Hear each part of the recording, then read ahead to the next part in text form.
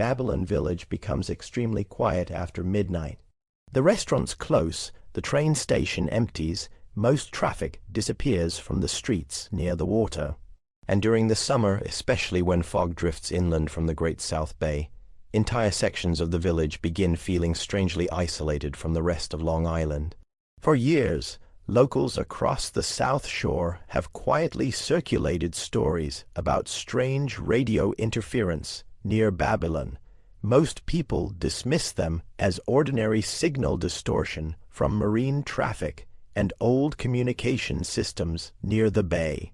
But in the summer of 2011, a late-night radio broadcast, reportedly intercepted near the Babylon train line, became connected to one of the strangest recording mysteries ever whispered about on Long Island.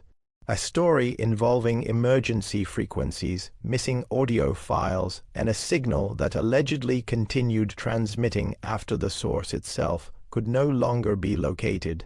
Tonight's file is known as the Babylon Signal.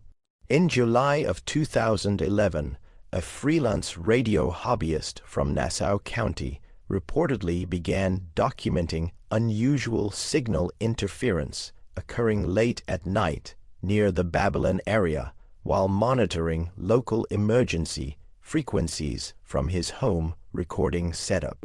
According to second-hand accounts later shared online, the interference initially appeared ordinary, static bursts, distorted marine traffic, fragmented weather transmissions.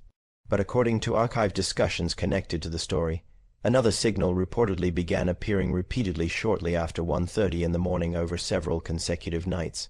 At first, the transmission sounded weak, almost impossible to understand beneath heavy static. Then approximately 4 nights later, the signal allegedly became clear enough for the hobbyist to begin recording portions of it directly. The first understandable phrase reportedly transmitted sometime around 1:43 in the morning, according to people who later claimed to hear fragments of the recordings online. The voice sounded calm, male, middle-aged. And according to the story, the voice allegedly repeated the same sentence several times. "Please stop looking for the boat near Cedar Channel." At first, the hobbyist reportedly assumed the transmission came from marine radio traffic somewhere near the South Shore, but another detail quickly became disturbing. According to the account, no active vessel identifiers reportedly accompanied the signal at all. No registration number, no emergency code, nothing. Over the following week, the hobbyist allegedly continued monitoring the transmission nightly. The broadcasts reportedly became longer each time.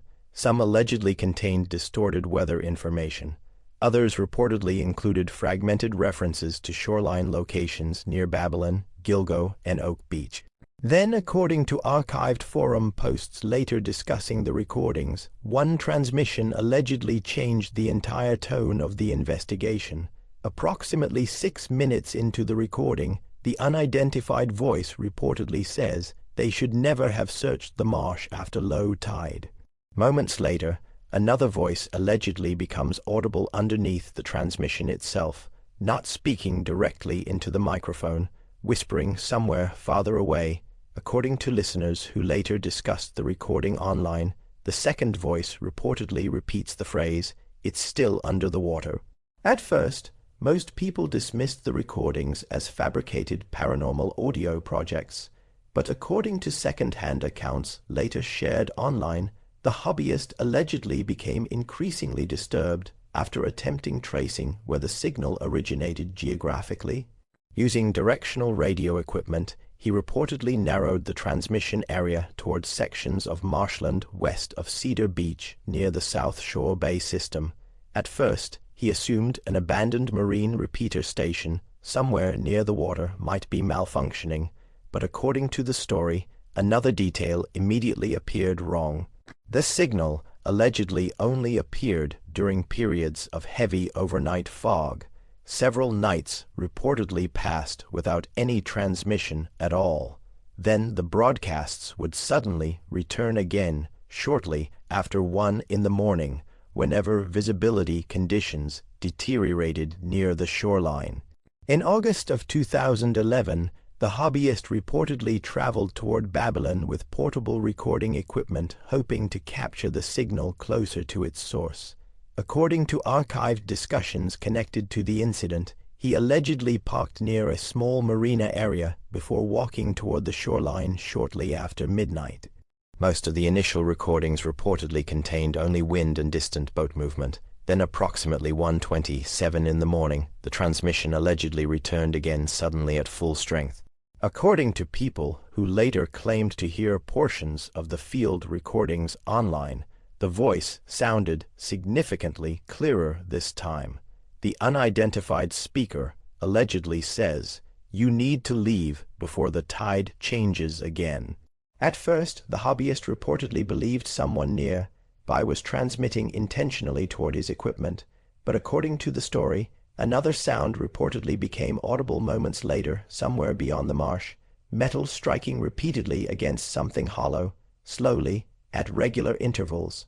The recording allegedly continues for several minutes before abruptly cutting off after the hobbyist reportedly begins speaking directly into the microphone. According to archived forum screenshots connected to the story, his final audible sentence allegedly was, "There's somebody standing out there."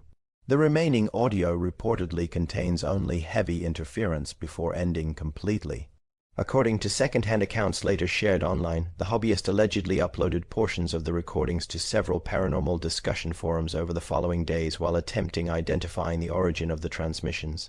Most users dismissed the recordings entirely.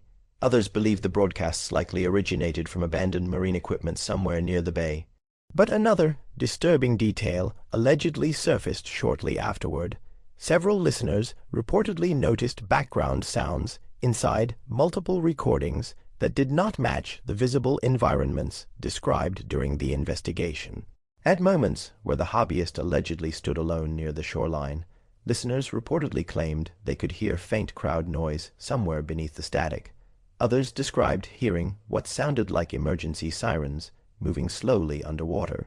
Then, approximately 2 weeks later, the uploaded recordings reportedly disappeared entirely. According to archived forum discussions that still occasionally circulate online today, the hobbyist allegedly stopped responding to messages shortly afterward. No official explanation was ever publicly confirmed. But the story resurfaced again years later after an anonymous user uploaded a short audio clip allegedly connected to unreleased recordings from the original investigation. The clip itself reportedly lasts less than 40 seconds. At first, only static is audible. Then a distorted voice quietly says, "The signal was never coming from the shore." Moments later, another sound reportedly becomes audible underneath the interference. According to listeners who later discussed the clip online, it allegedly sounds like a boat horn somewhere very far away beneath moving water. Then the recording ends.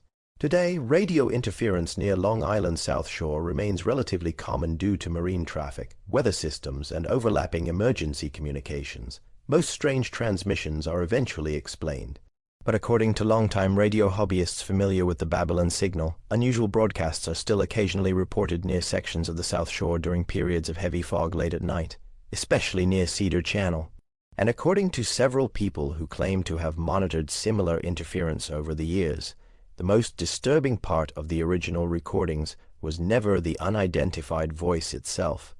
It was the fact that whatever transmitted the signal allegedly sounded calm, as if whoever was speaking already knew nobody listening would ever be able to find where the broadcasts were truly coming from at all.